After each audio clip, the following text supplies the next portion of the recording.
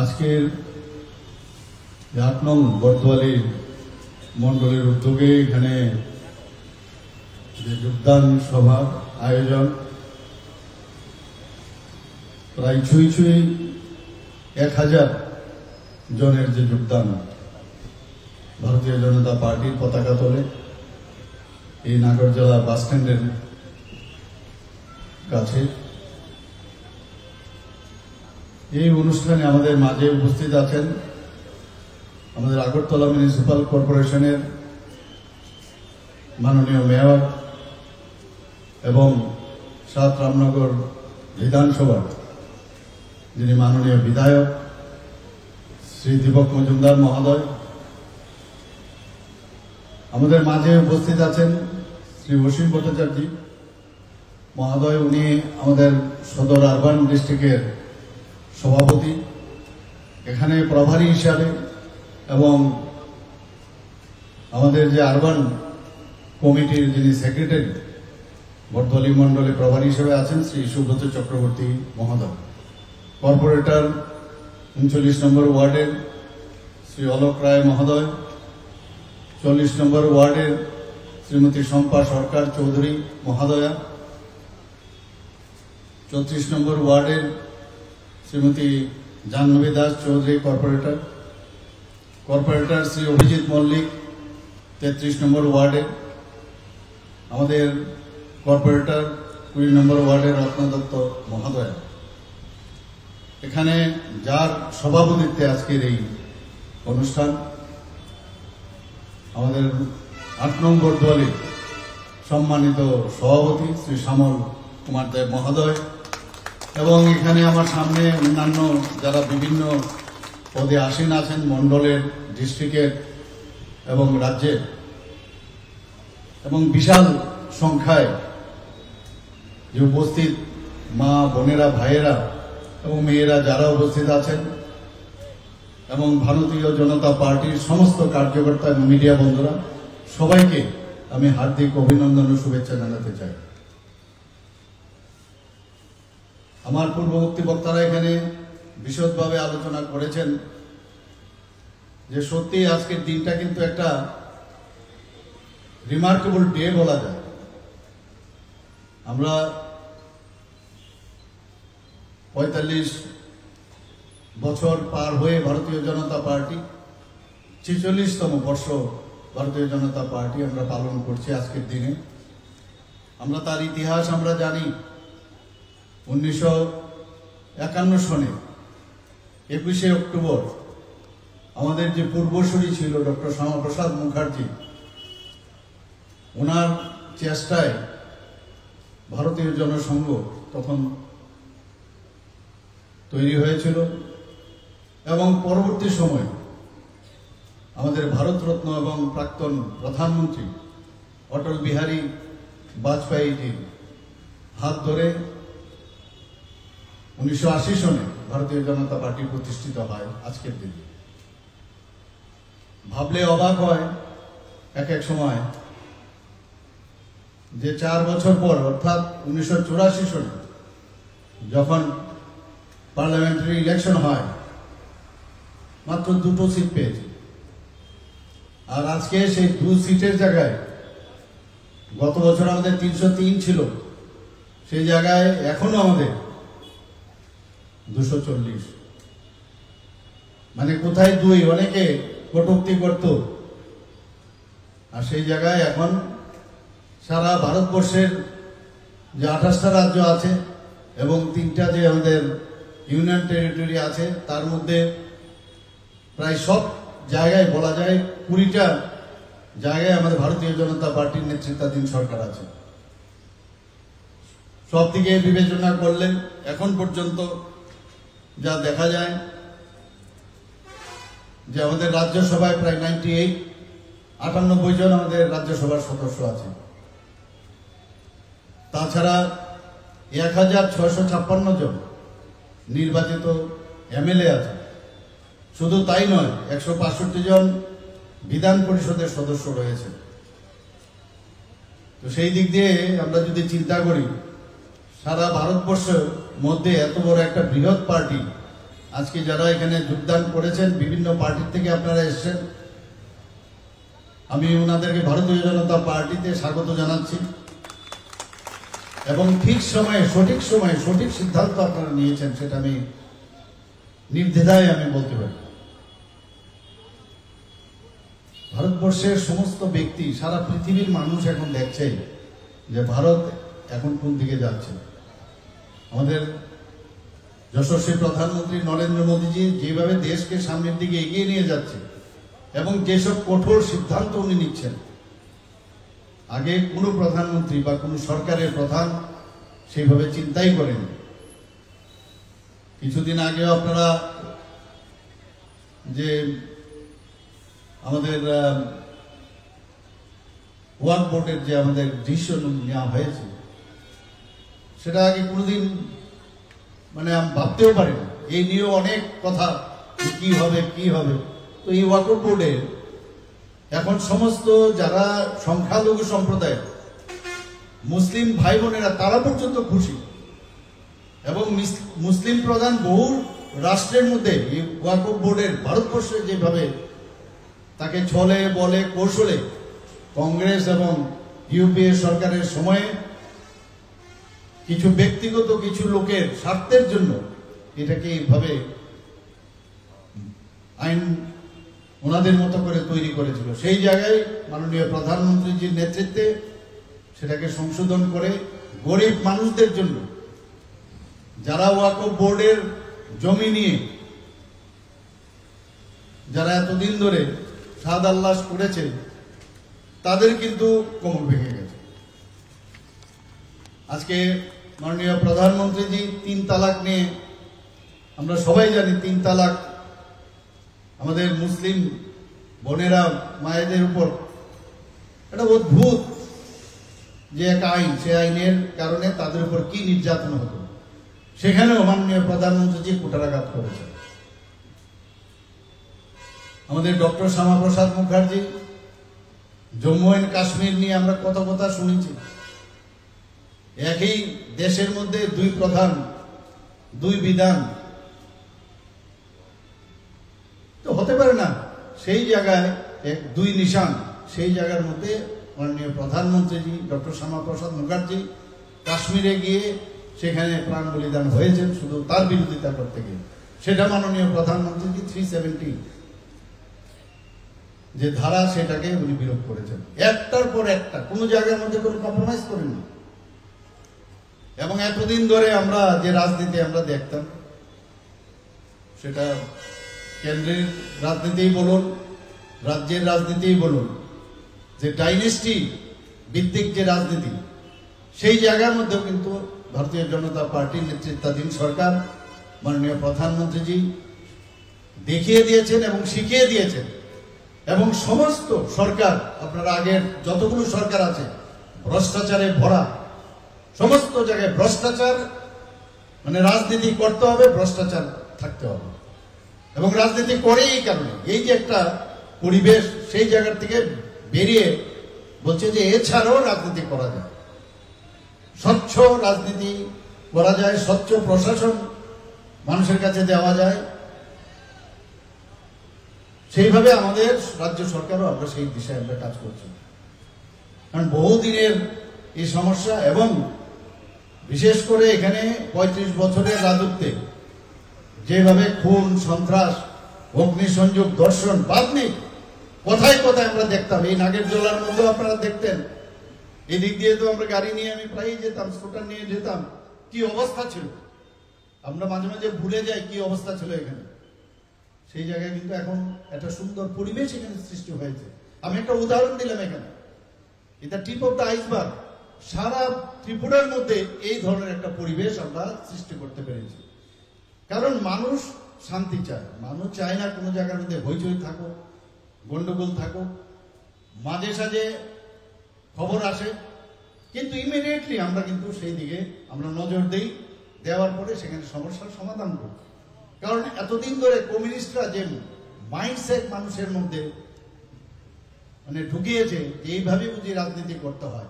কংগ্রেসও সেরকম, বিভিন্নভাবে অঙ্গভঙ্গি করা, চোখ টিপ দিয়ে কথা বলা, সামনে একটা বাজে শব্দ লাগানো, সেন্টেন্সের পরে পেছনে আরেকটা বাজে শব্দ লাগানো, আর তার আশেপাশে যেসব লোক থাকে ওরও করতালি দেয়, ভাবে না জানি কত বড় নেতা।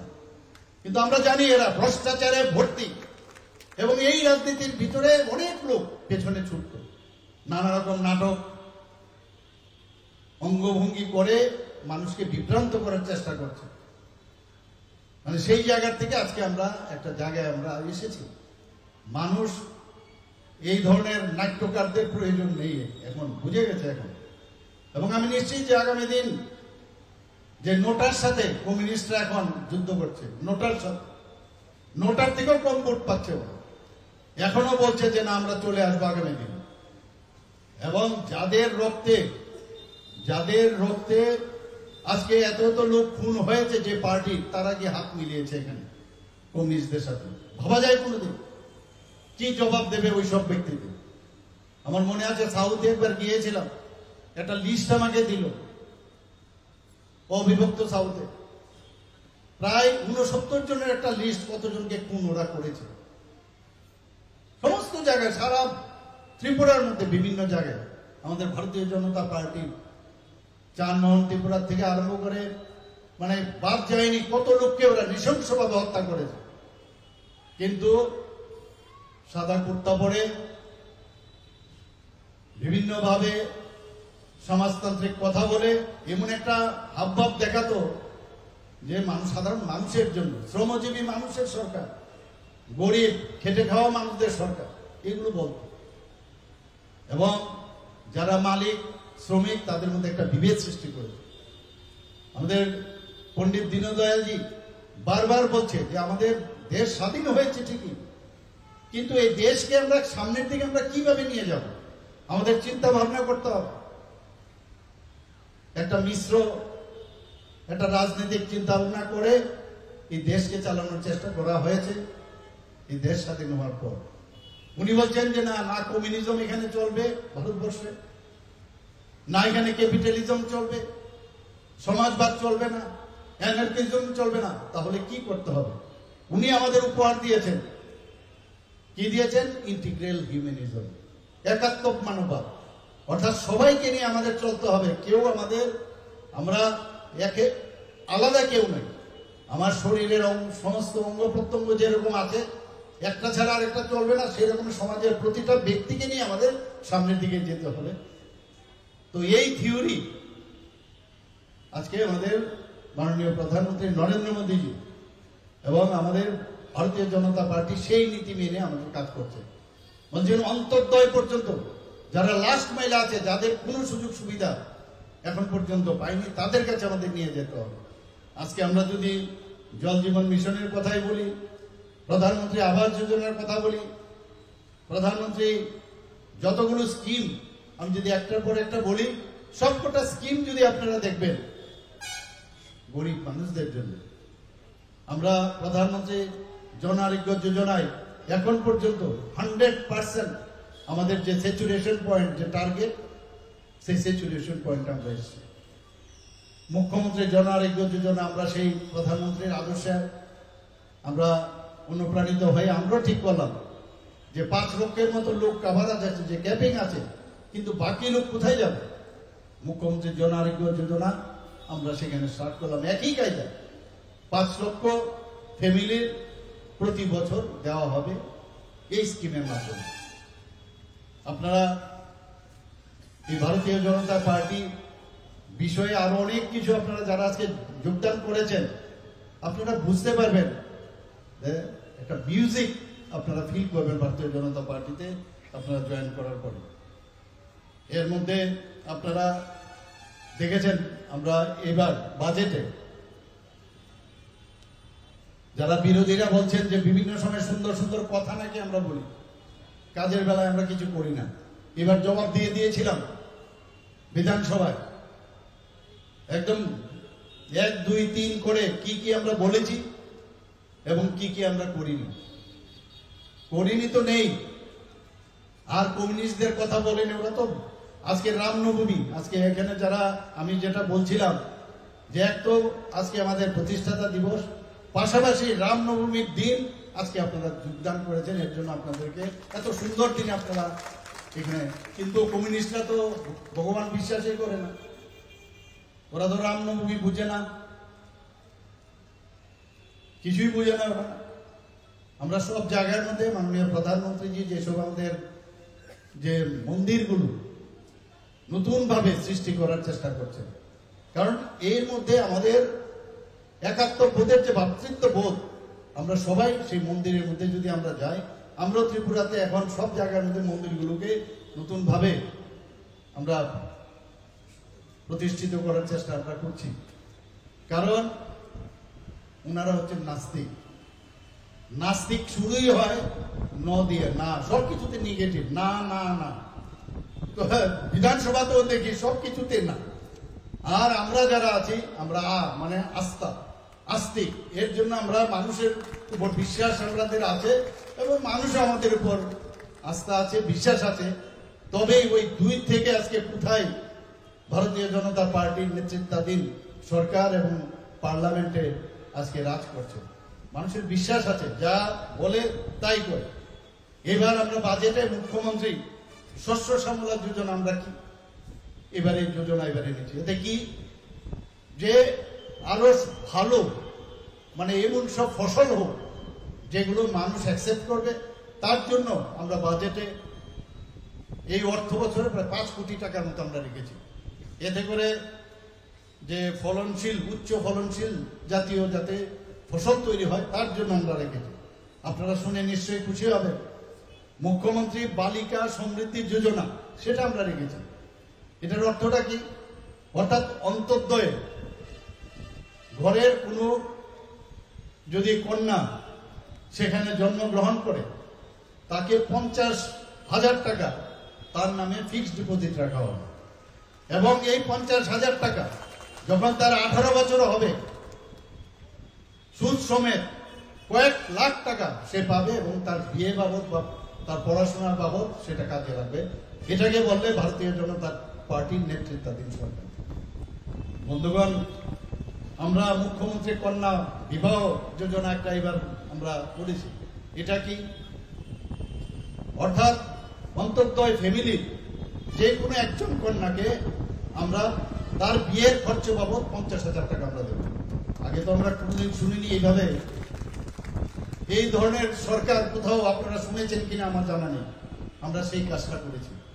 কিছুদিন আগে আপনারা দেখেছেন গত বছরের ঘোষণা অনুযায়ী আমরা 140 জন যারা মেয়েরা আছে, যারা পাশ করেছে এবার 12 ক্লাস, তাদের জন্য 140টা স্কুটি বিনা পয়সায় আমরা ওনাদেরকে দিয়েছি, যাতে করে ওরা অনুপ্রাণিত হয়, ভালো করে পড়াশোনা করে।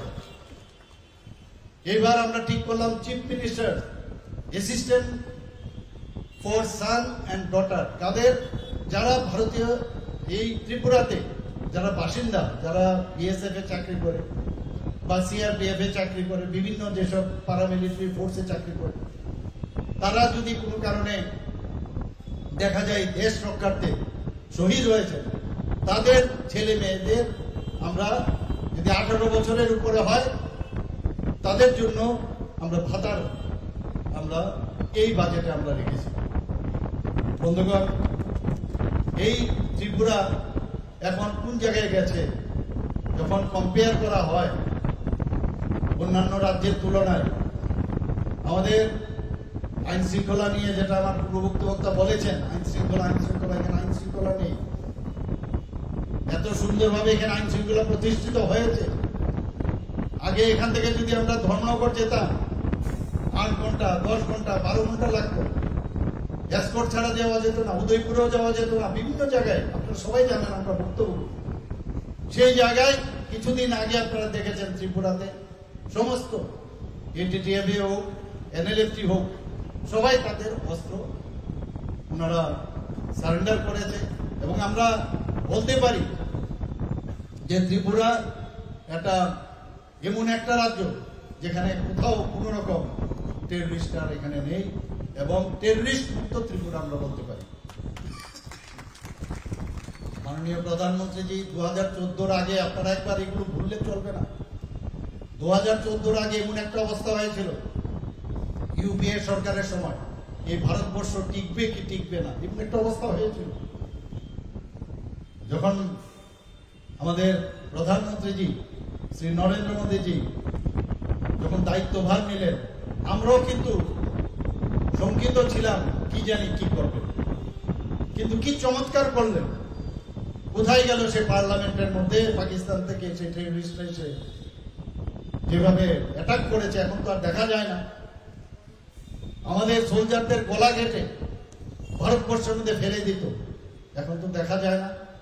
কারণ টিট ফর ট্যাট, যে যেরকম তাকে সেইভাবে উচিত শিক্ষা দেওয়া দরকার। যে কারণে প্রধানমন্ত্রী কি করলেন, এয়ার স্ট্রাইক করলেন, সার্জিক্যাল স্ট্রাইক করলেন। এখন কিন্তু রা শব্দ নেই, রা শব্দ নেই।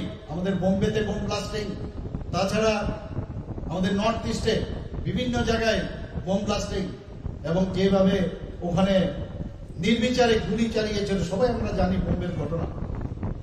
নর্থ ইস্টের কথা বলে তো লাভই নেই। কালকে যদি আমরা মনে করতাম যে নর্থ ইস্টে গুয়াহাটিতে যাব, গুয়াহাটি রেল স্টেশনে কখন বোম ব্লাস্টিং হবে কেউ জানে না। বিভিন্ন জায়গায় আজকে নর্থ ইস্টার্ন রিজনে প্রায় 12টা থেকে 13টা এই যে অ্যাকর্ড হয়েছে, সেই ত্রিপুরারও 3টার মতো অ্যাকর্ড হয়েছে, যে কারণে আজকে নর্থ ইস্টার্ন রিজনে একটা শান্তি প্রতিষ্ঠিত হয়েছে। বন্ধুগণ, আপনারা জানেন মাননীয় প্রধানমন্ত্রীজির মার্গদর্শনে আমাকে যে আমাদের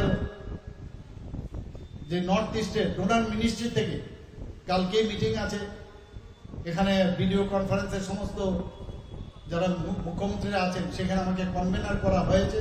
সেই কনভেনারে আমি কথা বলব, সেটা আমাদের জন্য একটা বড় প্রাপ্তি যে বাইরের থেকে ইনভেস্টার সামিট যারা করবে তার জন্য আমাকে কনভেনার করা হয়েছে।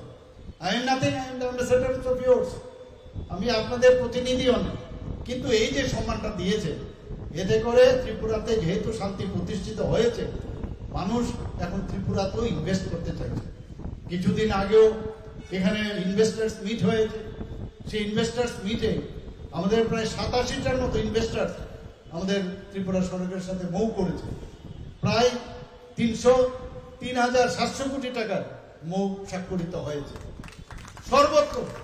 কিছুদিন আগে আমি বোম্বেতে যখন গিয়েছিলাম, এর আগেও যখন দিল্লিতে আমি মাননীয় প্রধানমন্ত্রীজি যখন তৃতীয় খালির যখন উনি ভোট টেকিং সিরিমনিতে আমাদের যে বড় বড় যারা ইন্ডাস্ট্রিয়ালিস্ট আছে তাদের সাথে আমার দেখা হয়েছিল, আমার পাশেই বসেছিল।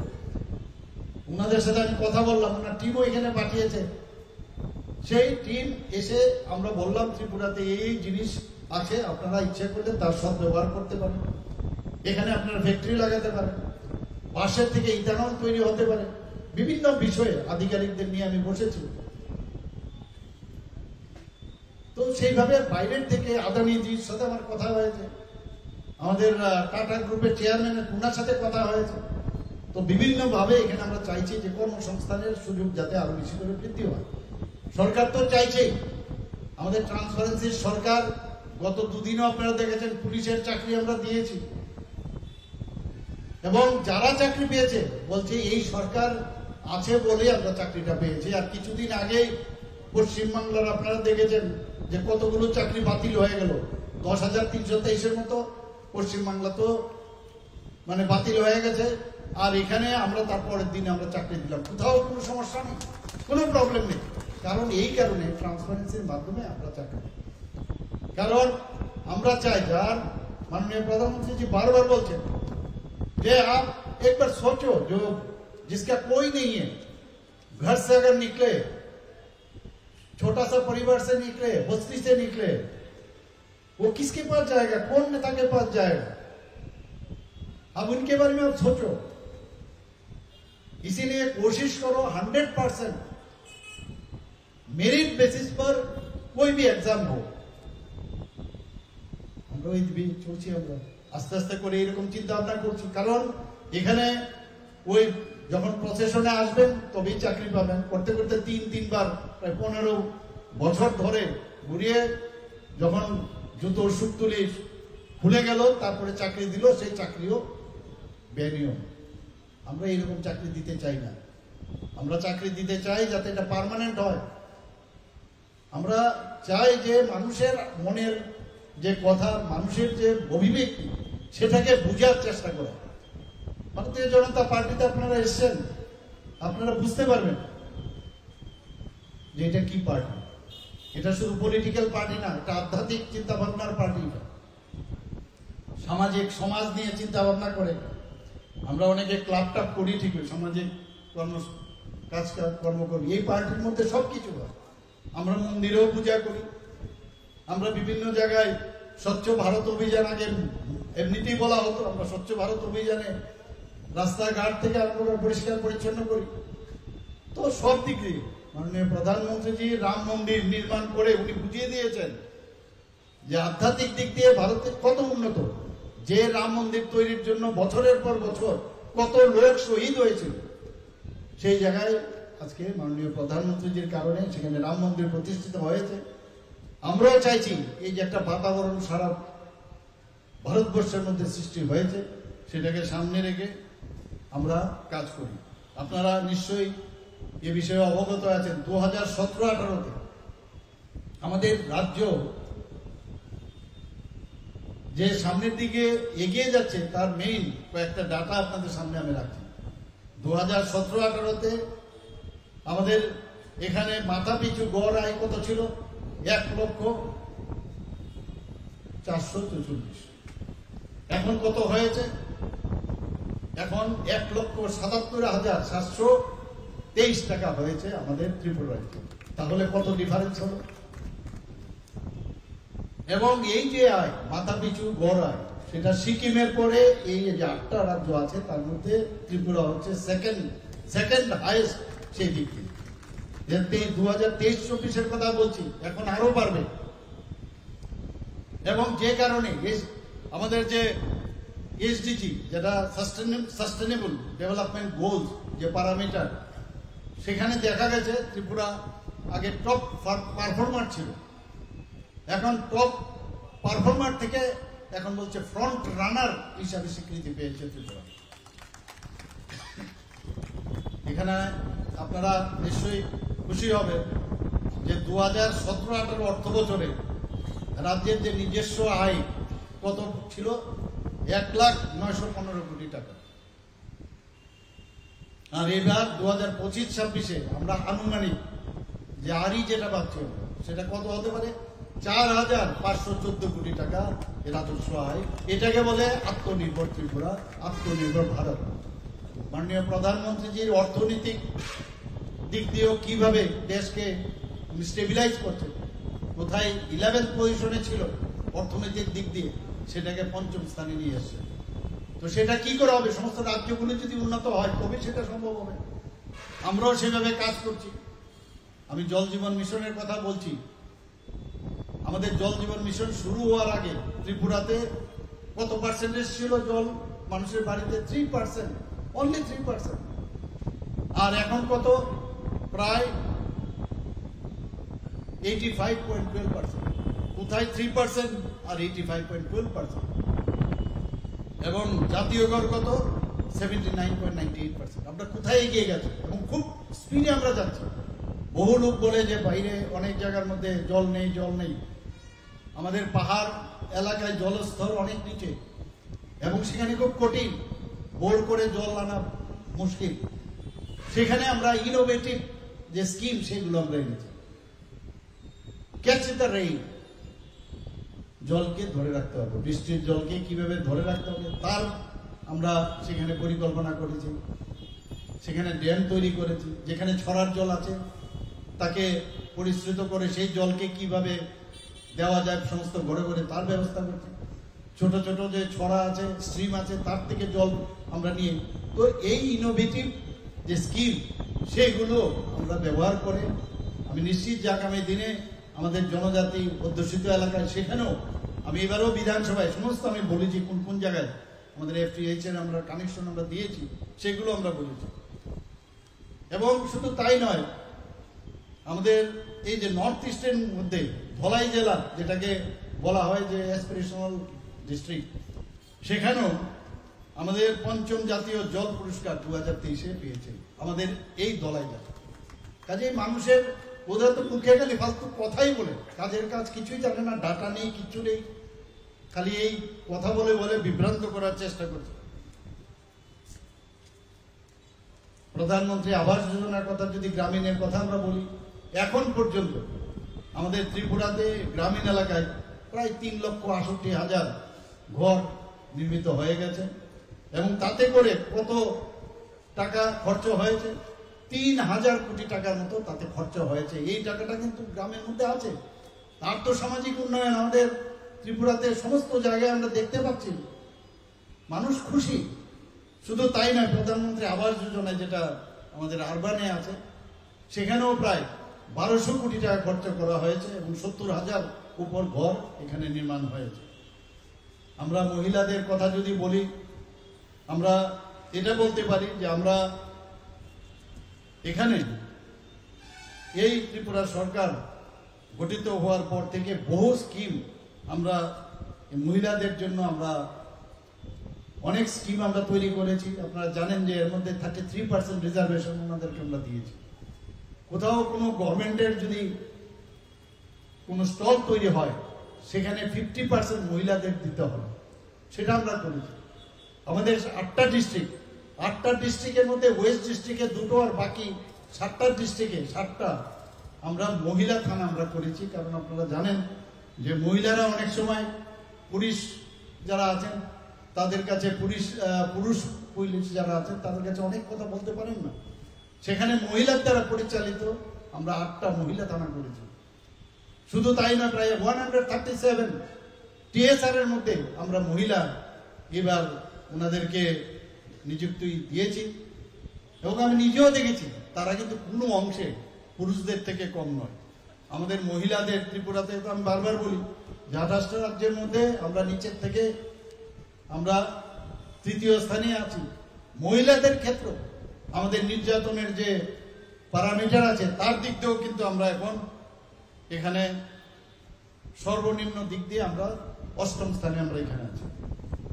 এখানে কিছুদিন আগে এইবারের যে আমরা বাজেট, সেখানে আপনি দেখুন আমরা কত সেন্সিটিভ, কারণ এটা জীবন থেকে শেখা। আমরা দেখেছি আমরা যখন এখানে ছেলে মেয়েদের পড়াশোনার জন্য যারা বিভিন্ন মাস্টারমশাই আছেন তাদের পিছনে আমরা দৌড়তাম এক জায়গা থেকে আরেক জায়গায়, এখনো দৌড়াই। তো আমরা ঠিক করলাম, আমি অর্থমন্ত্রীর সাথে কথা বললাম, এমন সব সেন্টার আমরা করতে হবে এবং বাইরের থেকেই হোক ভালো যারা শিক্ষক তাদেরকে নিয়োজিত করতে হবে, নিয়োগ দিতে হবে। সেই দিশায় আমরা সমস্ত যে আমাদের যে সাব ডিভিশন আছে সেখানে কোচিং সেন্টার আমরা করছি এবং তার জন্য আমরা অর্থ রেখেছি যাতে করে মানুষ দৌড়তে না হয় এক জায়গার থেকে আরেক জায়গায়। একটা জায়গার মধ্যে ফিজিক্স, কেমিস্ট্রি, বায়োলজি, ম্যাথ এবং ইংলিশ এই বিষয়ে আমরা সেন্টার এবার এখানে কোচিং সেন্টার আমরা চালু করছি। আমাদের অনেক সময় প্রতিযোগিতামূলক যে ঘটনাগুলো আসে বা বিষয়গুলো আসে তখন আমাদের ছেলে মেয়েরা কিন্তু বাইরে যেতে হয়। তো তাদের জন্য আমরা এখানে ত্রিপুরা কম্পিটিটিভ এক্সামিনেশন সেন্টার আমরা এখানে চালু করেছি, আগরতলা, উদয়পুর এবং আমবাসা, কভারিং অল দ্য বিধানসভা। সেখান থেকে মানুষ এখান থেকে পরীক্ষা কম্পিটিশনের জন্য ওরা বিভিন্ন যে প্রতিযোগিতামূলক পরীক্ষা সেই সেন্টার থেকে দিতে পারে।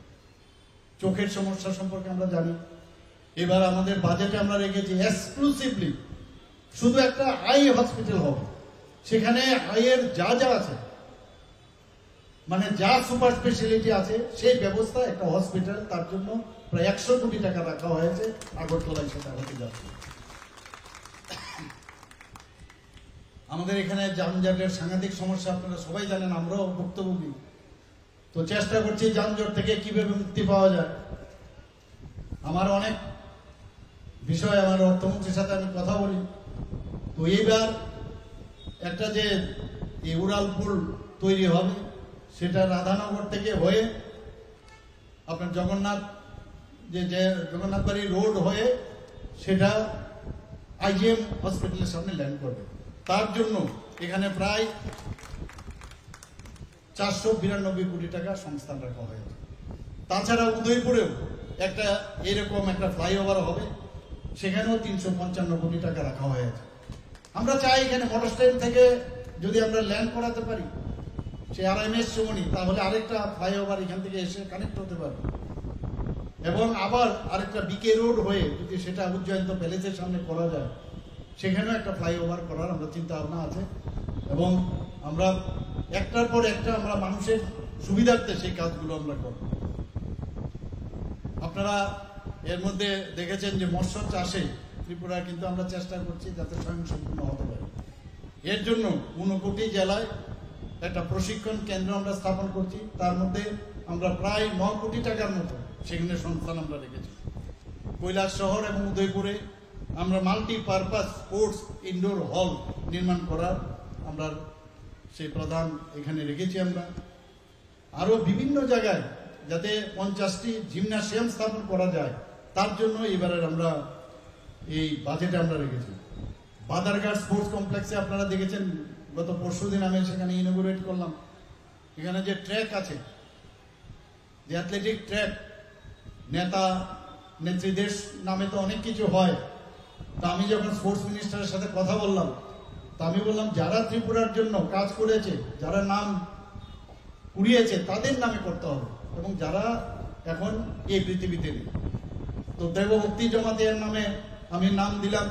আমাদের জুনিয়র ছিল, পেন্টাথলন, ডেকাথলন এবং ডিসকাস থ্রো, জ্যাভলিন থ্রো, প্রচুর সে ন্যাশনালি এবং ইন্টারন্যাশনালি প্রচুর নাম করেছে। তার নামে আমরা দেবভক্তি জমাতের নামে সেখানে এই ট্র্যাকের নাম দিয়েছি। ফুটবলও সেরকম, এখানে তো অনেকের বোধহয় জন্ম হয়নি, আমরা একদমই ছোট, কিন্তু আমরা শুনতাম উমাকান্ত একাডেমিতে, এবং উমাকান্ত স্কুলেরই সে ছাত্র ছিল, খুব ভালো গোলকিপার। তার পেটে হঠাৎ করে বল পড়াতে সে অন দ্য স্পট মারা যায়। ভট্টাচার্য উনার নামে আমরা ফুটবল গ্রাউন্ড, যেখানে সিনথেটিক যে ফুটবল গ্রাউন্ড যেটা হলো, উনার নামে আমরা সেখানে ডেডিকেট করেছি। এখানে যিনি আমাদের অনেক স্টুডেন্ট পড়িয়েছেন, যিনি হকি গ্রাউন্ড, যেটা সিনথেটিক হকি গ্রাউন্ড, উনার নামে আমরা করেছি সদর। তো এইভাবে আমাদের সরকার চেষ্টা করছে মানুষের সম্মান দেওয়া। এর আগেও আমরা একটা আমবাসার মধ্যে sports and youth and sports department থেকে একটা এখানে আবাস তৈরি হয়, সেখানেও মধুসূদন সাহার নামে আমাদের সাথে জিমন্যাস্টিক করতো, তার নামে আমরা সেটা দিয়েছি। এবং ওনাদের ফ্যামিলি যখন খবরটা পেল, ওরা যখন আসলো, সবাই মানে কান্নায়, ওরা এত আনন্দ যে কোনদিন আমাদের এইভাবে সম্মান দেবে, মানে কথাই বলতে পারছিলেন না। তো আমরা সম্মান, ভারতীয় জনতা পার্টির যারা কার্যকর্তা, আমরা সম্মান দিতে জানি, সম্মান দিতেও জানি, সম্মান নিতেও জানি, এবং এইভাবেই আমরা সম্মান, মানুষের কাছে আস্থা আমরা চাই, এবং সেইভাবে আমরা কাজ করছি। চিফ মিনিস্টার রাবার মিশনের যে আওতায়, সেখানে প্রায় 20,485 হেক্টর জমিতে রাবার চাষের ব্যবস্থা করা হয়েছে, এবং এতে করে 10টি রাবার যে প্রক্রিয়াকরণ তারও ব্যবস্থা করা হয়েছে। 3টি 100 শয্যা বিশিষ্ট জনজাতি হোস্টেল খোলা হবে, 50 শয্যা বিশিষ্ট 60টি ST হোস্টেল করা হবে।